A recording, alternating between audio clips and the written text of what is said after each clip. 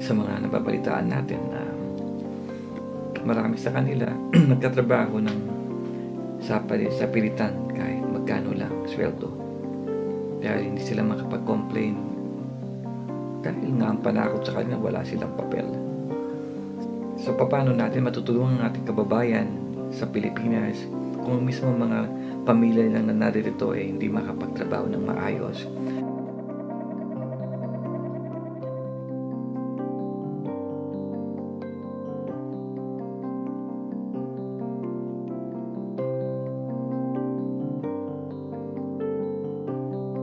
At nananawagan po ako na sana pagbigyan pansin ang TPS para rin po sa amin to. Dahil isa po rin kami na nandito sa Amerika nagtatrabaho at hindi makauwi dahil sa undocumented. At nananawagan po kami na maayos ang TPS para makita naman namin ang aming pamilya.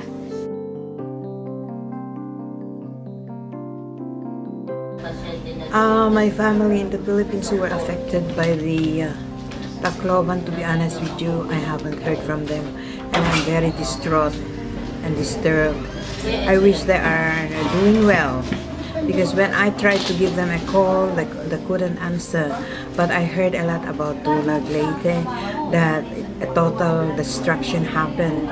So I'm just praying to God that, you know, whoever is responsible to help them is able to help them.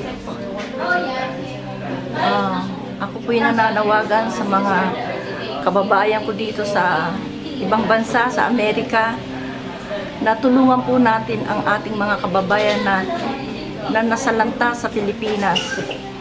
Trahedya na biglang dumating sa buhay nila, na wala silang kaalam-alam, na isang araw ay bigla na lang itong dumating sa buhay nila, na mawalan sila ng bahay, ng hanap buhay, ng mga mahal sa buhay, at ang iba pa'y hanggang ngayon ay hinahanap pa ang mga mahal nila sa buhay.